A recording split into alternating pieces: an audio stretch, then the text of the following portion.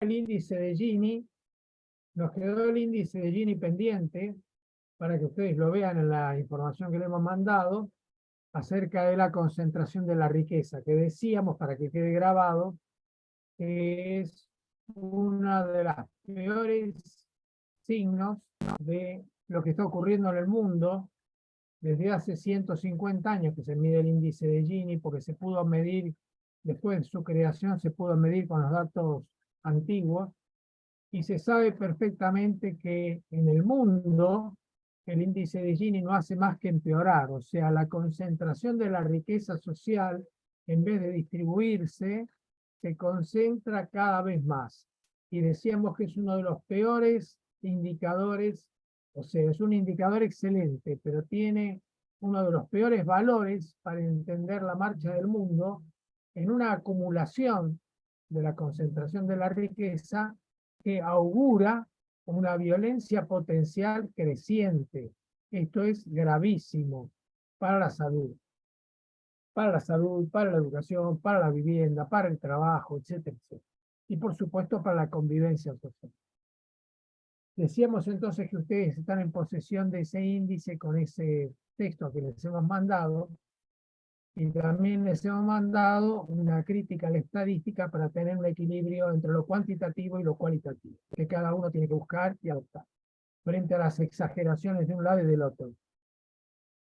Ahora les decíamos que estábamos entrando en el terreno de la administración, y que antes de eso yo quería poner una bisagra entre la epidemiología, que es una investigación, y la administración, que es una acción.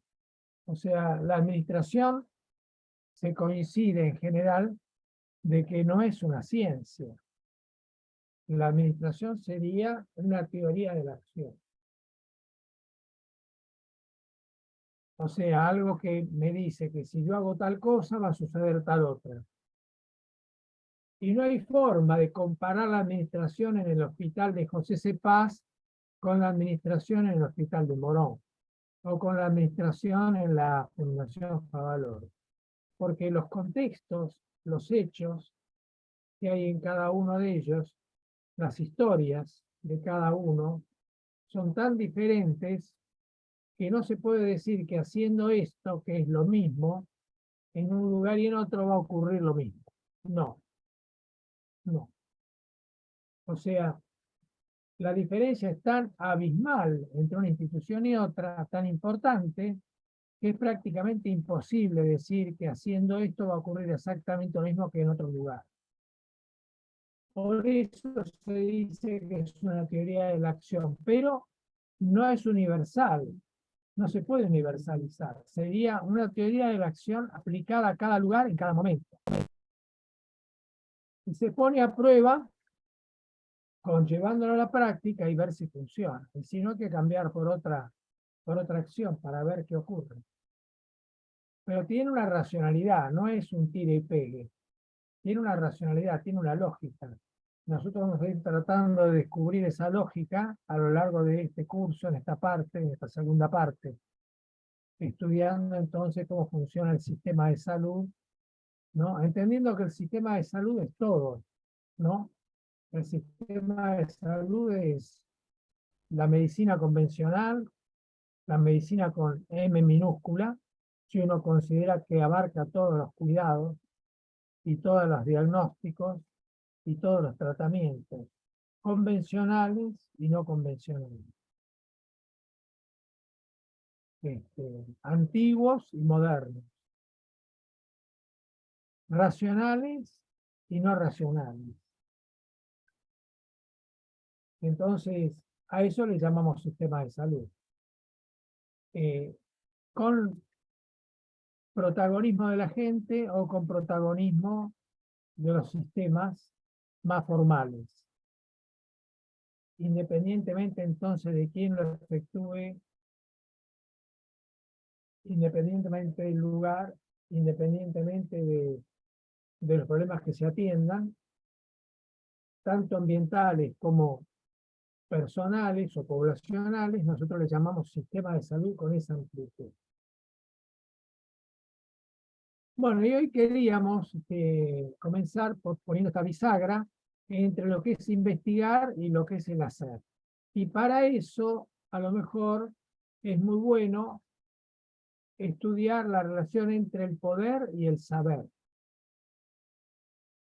Para eso yo les voy a compartir en la pantalla las ideas fundamentalmente de un autor, de Foucault, pero vamos a traer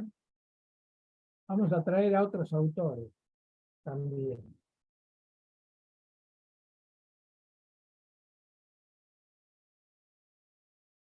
A ver si aparece en la pantalla. Ahí apareció. Bueno, ¿lo ven ahora? ¿Sí? Bueno, habría, habría lo siguiente, ¿no? El saber, el saber, ¿no? Tiene en este cuadro, con este autor, para este momento, en esta bisagra que queremos construir entre la epidemiología y la administración. Tiene dos vertientes. Una es la búsqueda de la verdad.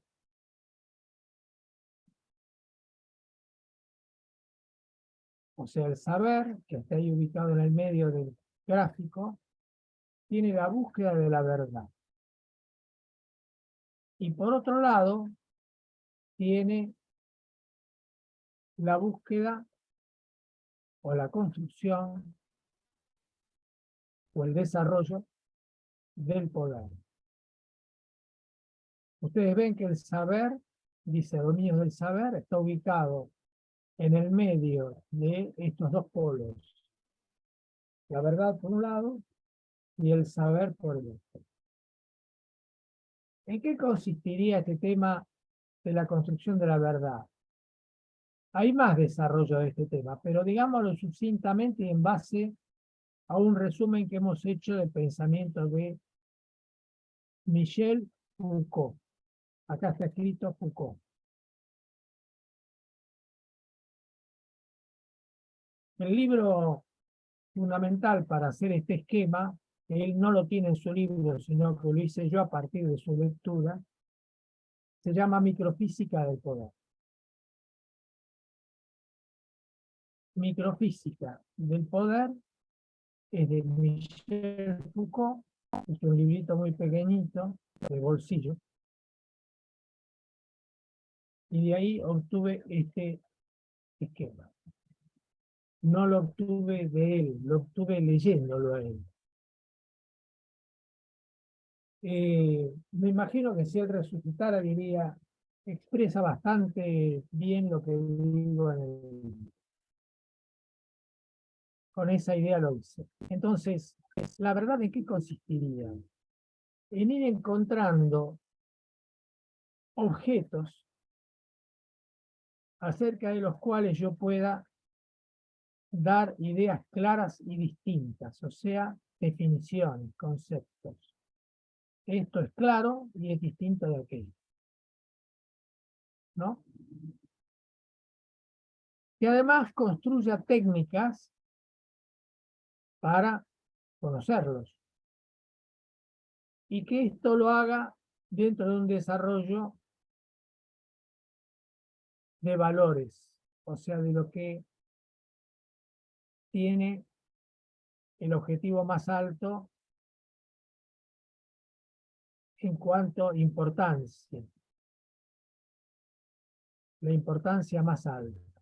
Y con eso, si yo lograra eso, desde un punto de vista personal, lograría construirme como sujeto de una manera que tendría una identidad, porque la persona de al lado ha elegido otros objetos, o si ha elegido los mismos objetos, de esos objetos tiene otro concepto, tiene otras técnicas para conocerlos, y finalmente le da una importancia mayor o menor que yo, pero no exactamente igual. Y entonces nos vamos construyendo como sujetos, o sea, como personas que tienen una intimidad, que tienen una privacidad, ¿no? Eso sería entonces la construcción de lo que yo considero verdadero para mí.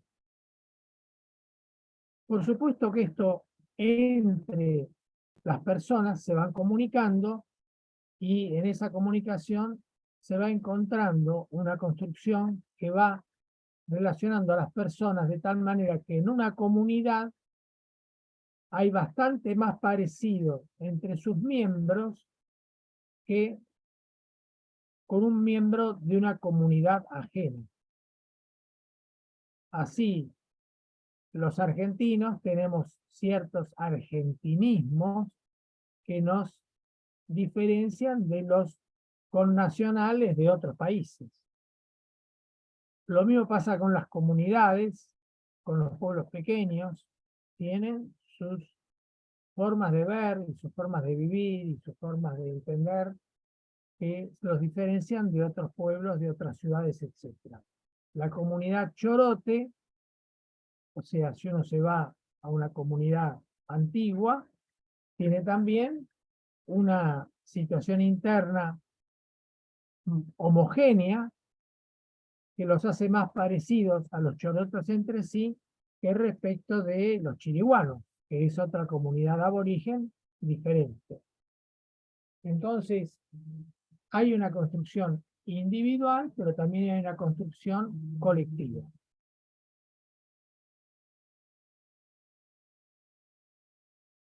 En esto hay autores que dicen que lo colectivo es prenatal. Por ejemplo, Jung, Carl Jung. Carl Jung, psicoanalista, muy cercano a Freud, pero después se distanció bastante, se escribe J-U-N-G. Él cree que hay un inconsciente colectivo prenatal. Nacemos ya con un inconsciente colectivo. En cambio, Kafka, Franz Kafka, perdón, Fanon, Franz Fanon, en su libro Los Condenados de la Tierra, acepta que hay un inconsciente colectivo, pero es construido, no es prenatal. Él lo descubre en la guerra de liberación de Argelia contra Francia. O sea, acerca de esta construcción colectiva habría dos vertientes, los que creen que nosotros nacemos con una página escrita y los que creen que escribimos la página luego de nacer. Ahí estaría entonces la formación de los sujetos, tanto individuales como colectivos. Si vamos en cambio al otro polo, al polo del poder, Foucault, en su libro de microfísica del poder, dice que el poder se expresa en el discurso o se expresa en las prácticas. Quiere decir, si yo no hablo, puedo hacer. Y cuando hago, demuestro poder. Si yo no hago, puedo hablar. Y cuando hablo, demuestro poder. Pero si yo no hablo y si yo no hago, no demuestro ningún poder. Lo que puedo tener es lo que vimos recién. Puedo tener un saber en la verdad, pero no lo estoy comunicando en el hacer y no lo estoy comunicando en el decir. ¿Vamos bien? ¿O vamos mal? ¿Se entiende? ¿Eh?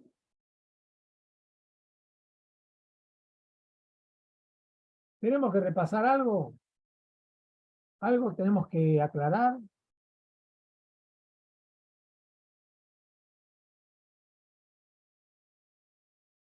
Sería que nosotros en ese saber vamos a aumentar nuestra condición de sujetos si vamos definiendo lo que para nosotros es verdadero. Y en ese saber vamos a ir aumentando nuestra condición de poder si podemos decir y si podemos hacer. Entonces, yo estoy en el hospital, se me acaba de ocurrir algo. Ese algo tiene un respaldo en mí. ¿Dónde tiene un respaldo? Al principio tiene un respaldo en lo que yo sé que me parece positivo para hacer en el hospital. Entonces lo tiene en mí como sujeto, lo tiene en mí como un conocedor de algo que vale la pena hacer o decir en el hospital. Pero todavía no lo dije ni lo hice en el hospital. Entonces, esto nos pasa mucho, porque vamos a una reunión y nosotros sabemos algo y no nos animamos a estar seguros. ¿Convendrá decirlo? ¿Convendrá que lo haga sin decirlo? ¿Qué convendrá? ¿No les ha pasado esto a ustedes en la vida? A veces en la familia, a veces en una reunión de amigos. Se da el hecho de que yo sé algo, pero no estoy seguro de si decirlo o si hacerlo, o ambas cosas al mismo tiempo. ¿No les ha pasado esto?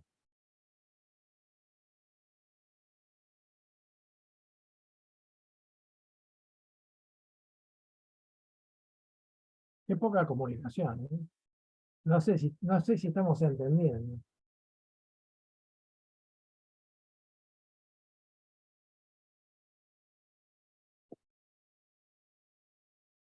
No sé si está entendido. Me cuesta seguir si no sé si está entendido.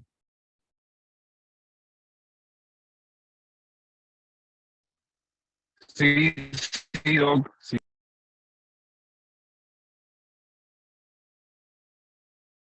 Sería importante entender a Foucault para saber que nosotros, cuando tengamos algo que nos parece importante, lo podemos decir o lo podemos hacer.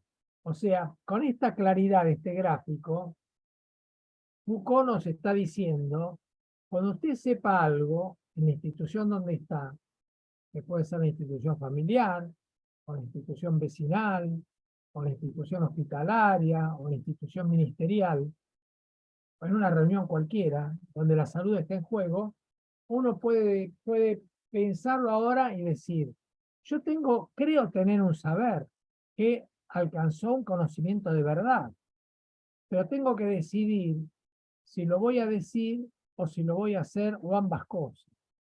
Y ahí es muy importante porque entonces nosotros ahora vamos a estar en condiciones de decir, voy a empezar por decirlo, por ejemplo. Y una vez que vea la reacción cuando lo digo, después veo si lo puedo hacer.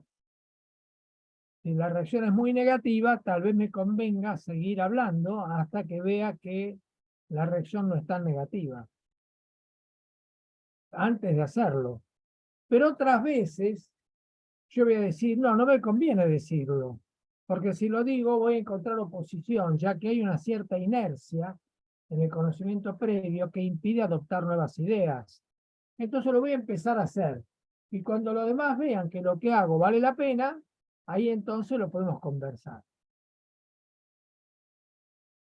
¿Se dan cuenta la importancia que puede tener esto? Para que uno tenga claro que tiene dos opciones: decirlo o hacerlo. De cualquier manera uno demuestra el poder de llevar un conocimiento que uno tiene a los demás.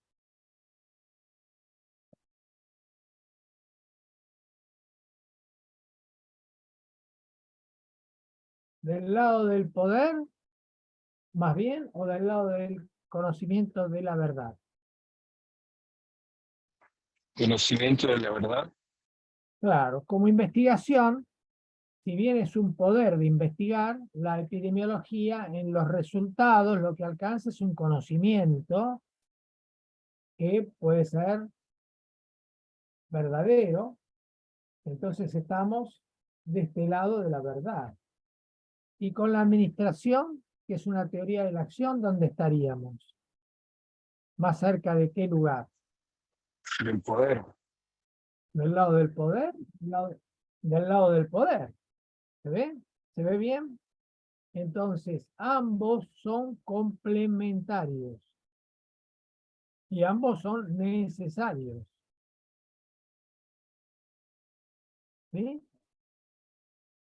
Entonces, la administración sin la epidemiología es ciega y la epidemiología sin el poder, sin la administración, es impotente. Acá se ve clarito. ¿Está bien? Entonces, estamos pasando de la epidemiología a la administración. Si a ustedes mañana se les ocurriera hacer una tarea extrahospitalaria, ¿les parece sencillo empezar a hacerlo o decirla? ¿O les parece complicado? Quieren hacer algo fuera del hospital, extramuros. Mañana van al hospital y dicen, voy a empezar, me voy del hospital, voy a hacer algo en salud afuera de las puertas del hospital. ¿Qué les parece? ¿Qué les parece? ¿Sencillo o difícil? ¿O imposible? ¿Qué les parece?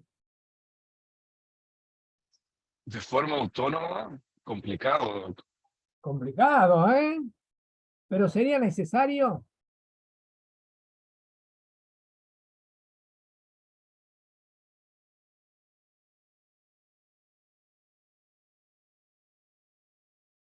¿Sería necesario hacer algo fuera del hospital?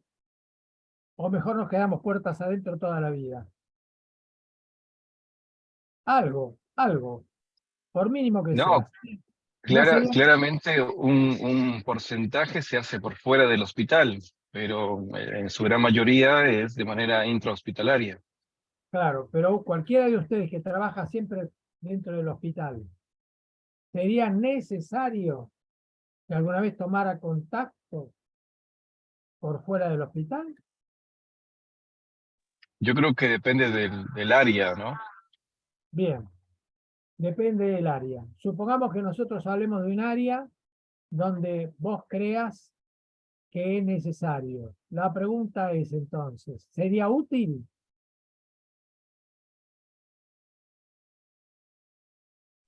Sí, yo creo que sí, claro que sí. O sea, no es necesario porque nos pongan un revólver en la cabeza y entonces nos digan salga del hospital, entonces es necesario porque si no nos cuesta la vida. No, es necesario y además es útil. Y además, ¿tendría un basamento científico salir del hospital? ¿Tendría una verdad científica que lo respalde salir del hospital? ¿O no? Sí, claro que sí. Claro, o sea que es necesario, es verdadero y es útil. Tiene las tres condiciones para que se haga. Y no se hace.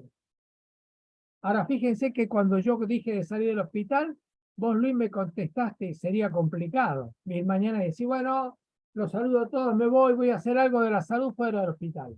Que no, tengo un programa de acción fuera del hospital. No, venga para acá. ¿Qué es esto? ¿Cómo que se le ocurre esto? ¿Se dan cuenta? O sea, en ese caso ustedes tienen que decir, comienzo por el discurso y empiezo a decir esto, che, tendríamos que salir del hospital para lo que estamos haciendo nosotros, ¿eh? Somos pediatras, a lo mejor los chicos que están peor son los que no vienen, los que vienen son los vecinos y están mejor que los que están más lejos. A lo mejor es así o no, no lo sabemos, pero tendríamos que saberlo. Yo les propongo que nos desasnemos en este tema, ¿eh? Podría ser, empieza por el discurso. La otra posibilidad es que empiece por hacerlo, pero por hacerlo es más complicado todavía, ¿no? No venir al hospital y llegar y decir, no, no vine porque estuve en el hospital conversando con los vecinos acerca de la salud de los niños. Y tengo un montón de novedades, pónganse contentos, me enteré de un montón de cosas. ¿Cómo? ¿Y cómo no viniste? ¿Cómo no avisaste? No, pero fui a hacer algo muy importante, que nunca se hizo, que es hablar con la gente y preguntarle, ¿por qué no va al hospital con los niños? Y porque están sanos. ¿Por qué no va al hospital con los niños? Y porque atienden mal. ¿Por qué no va al hospital con los niños? Y porque no puedo pagar el boleto. ¿Y por qué no va al hospital con los niños? Y porque me queda lejos y tengo otras cosas que hacer. ¿Y por qué no va al hospital con los niños? Porque tengo que trabajar. ¿Se dan cuenta las contestaciones que recibirían de por qué no va al hospital con los niños? Y no le dirían siempre porque están sanos. A veces le dirían, están enfermos y no los puedo llevar. Y se acaban de enterar porque salieron del hospital a preguntar. Si no, no se enteraban. Mientras tanto, atienden un montón de niños en el hospital que son vecinos que están mucho mejor que ellos. ¿Se entiende? Entonces, ¿por dónde comienzo? ¿Comienzo por el discurso o comienzo por la acción? En algunas instituciones se puede comenzar por el discurso o por la acción, indistintamente. Y en otras, no. ¿Por qué? Porque hay normas. Entonces, ¿se puede hablar? Tal vez. ¿Se puede hacer? No. Todavía no. ¿Por qué? Porque hay normas. ¿En qué se diferencia una institución de una organización? En que la organización no tiene normas explícitas, obligatorias, y la institución sí.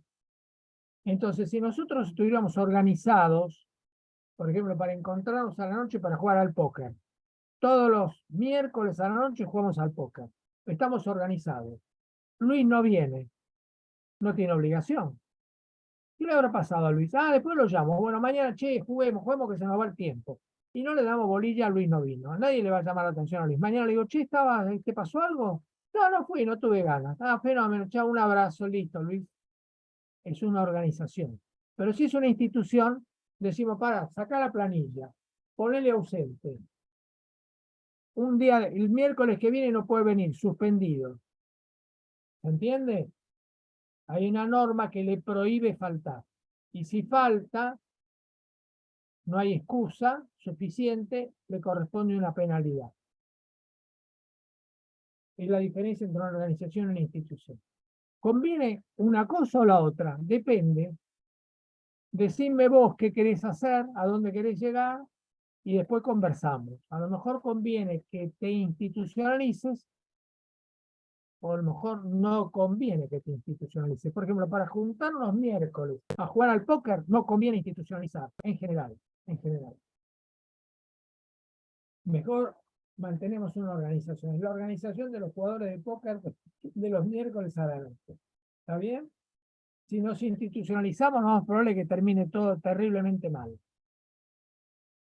Recontra peleado. Depende.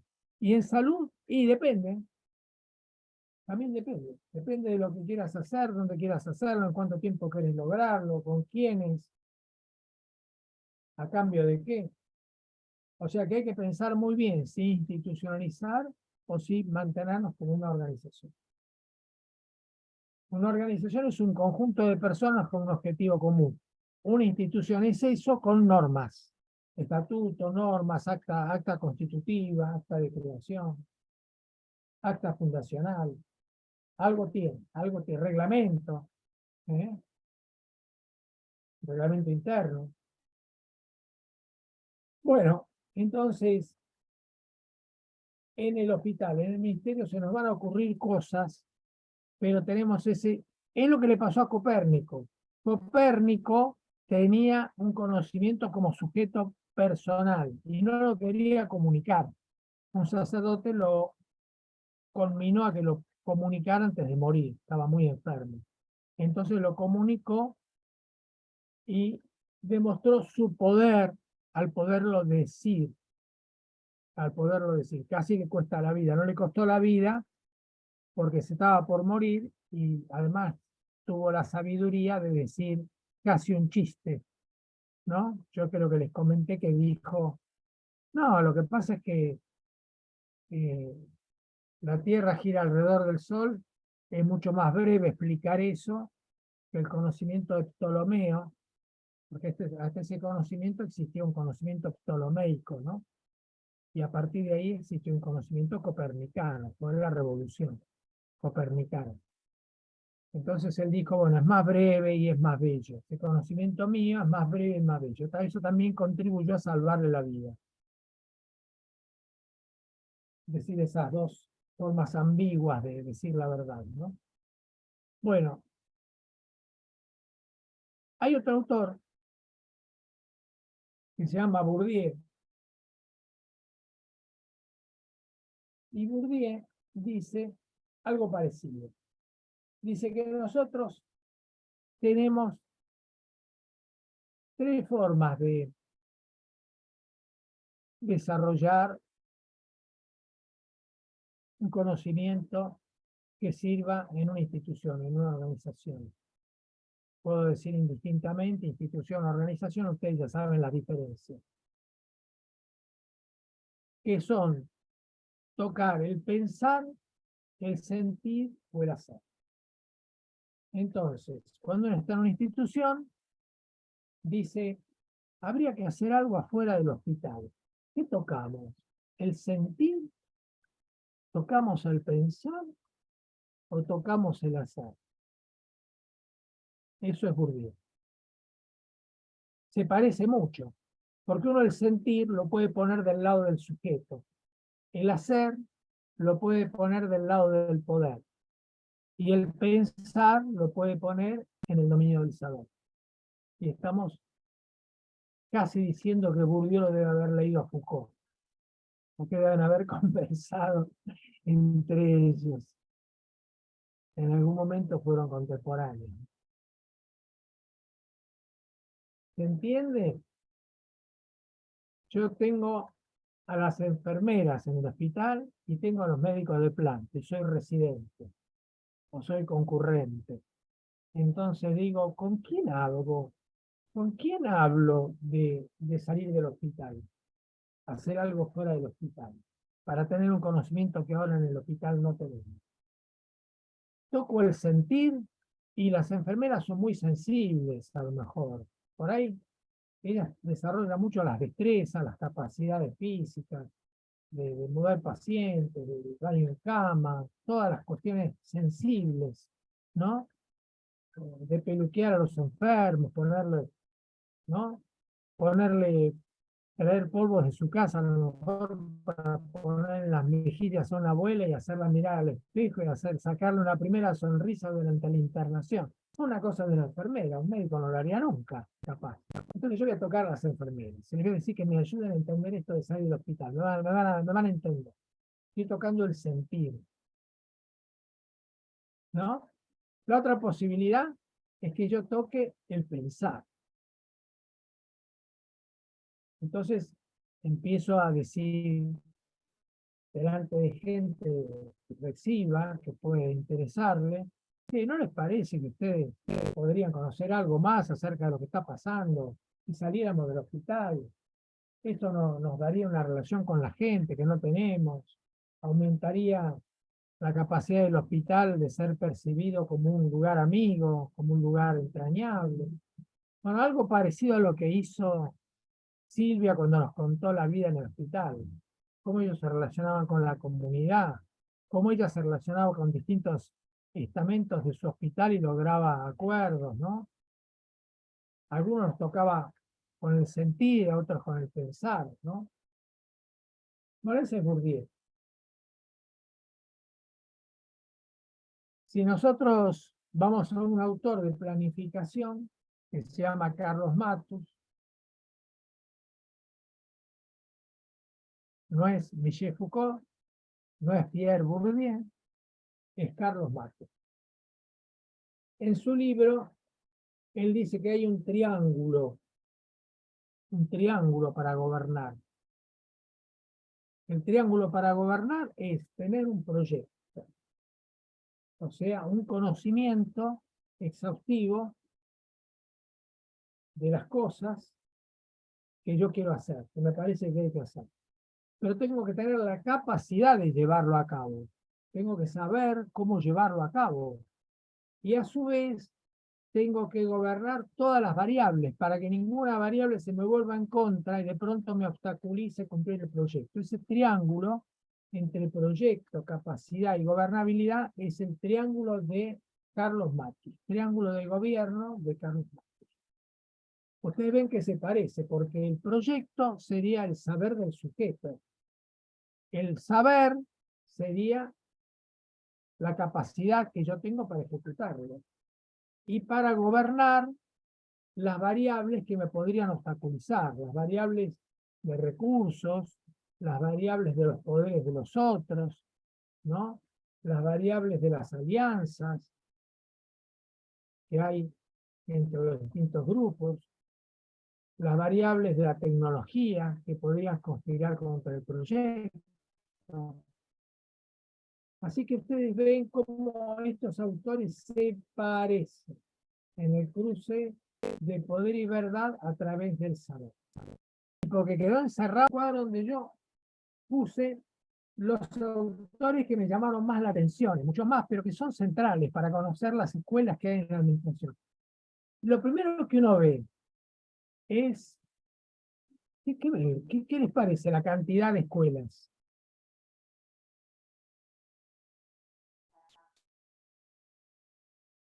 Y son algunas, ¿eh? Son unas cuantas, son fundamentales, son bastantes, las fundamentales son bastantes. ¿Qué les parece la cantidad? Y muchas, ¿no? Y si cuando son muchas, ¿qué piensa uno? Por ejemplo, yo te digo, hay mucha discusión acerca de cómo tratar la enfermedad de Huntington. ¿Vos qué pensás? No, no creo que haya muchas. No, suponete que hubiera varias alternativas.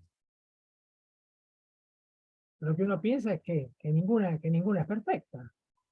Si fuera una perfecta, estaría esa sola, ¿no?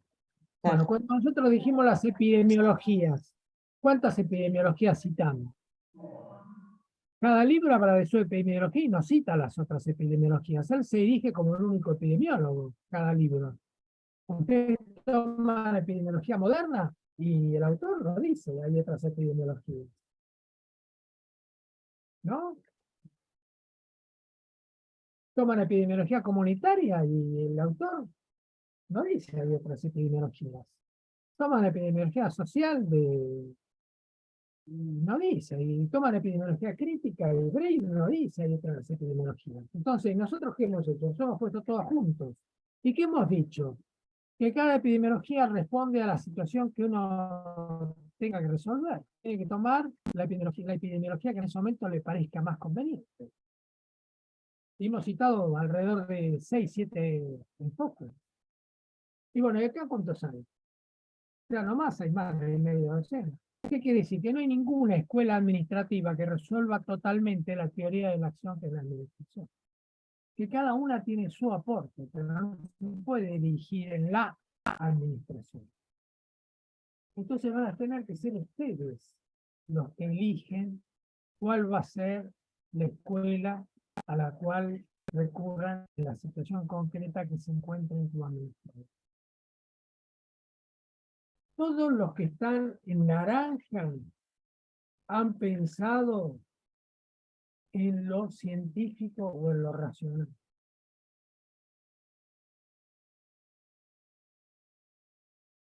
Todos los que están en naranja. El principio acá es medir, establecer una norma científica, ¿no? Discutir las funciones, ¿no? De la administración, calcular. La planificación es un cálculo acabadísimo de recursos, actividades, personal, tecnología, presupuesto, es un cálculo hasta hastío, ¿no? Impresionante. Hay ejemplos de planes calculados hasta el mirismo, pero lógicamente que no han conjugado todas las escuelas, entonces no han logrado su objetivo. Lo pueden encontrar en internet, un plan calculado hasta el milímetro. Lo buscan, Sendes con C, Sendes con ese final, guión, OPS, cálculo, buscan plan y plan, Sendes OPS, y van a tener un plan calculado hasta el milímetro. Se dejó de lado en buenísima medida, tiene gran aporte en lo suyo, en lo específico, en lo que uno quiera recuperar de ese plan o igualarlo, homologarlo para lo que no haga.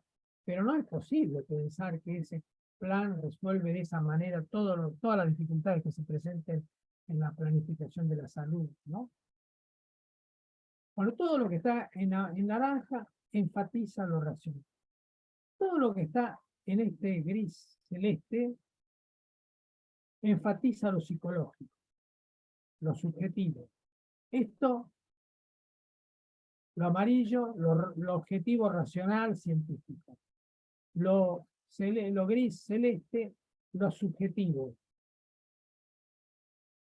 Lo que está en celeste claro, lo que vendría a ser social, contextual. Administraciones que tienen muy en cuenta lo social contextual.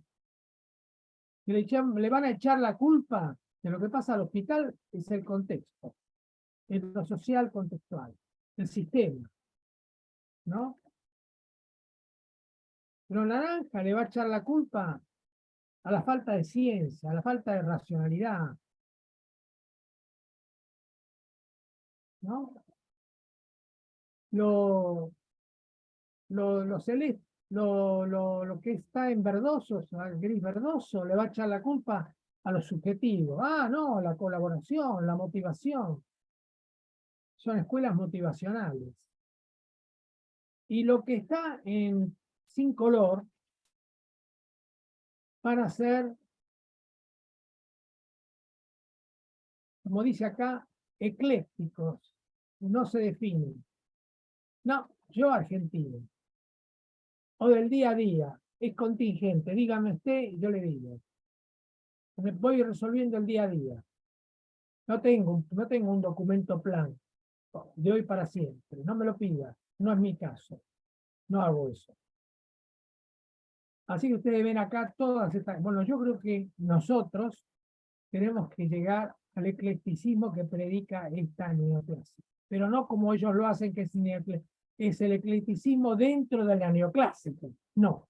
Nosotros tenemos que llegar, creo, les propongo, que lleguemos al eclecticismo de todas las escuelas. Que tomemos de cada escuela lo que nos sirva en la situación concreta en que nos encontremos.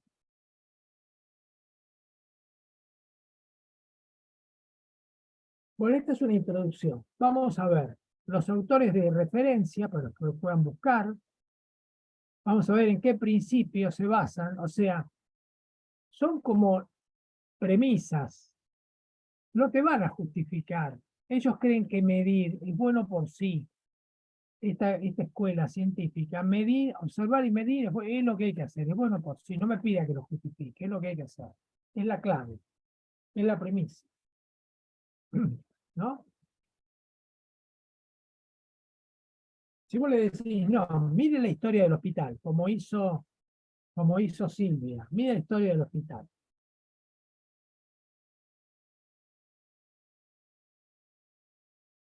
Mire la situación en que se encuentra la crisis. Mire el caos social. Mire el caos que hay en el personal. Ah, lo voy a medir y lo voy a observar. No, dígame, resuélvalo ahora con una medida superadora que tenga en cuenta el interés común. Ah, no, pero eso no forma parte de la ciencia mía. Ah, entonces usted no va a hacer lo que eso sí. Va a hacer otra cosa. Por ahí le resulta, ¿eh? Yo creo que en el caos en que estaba la situación de Silvia, no. No.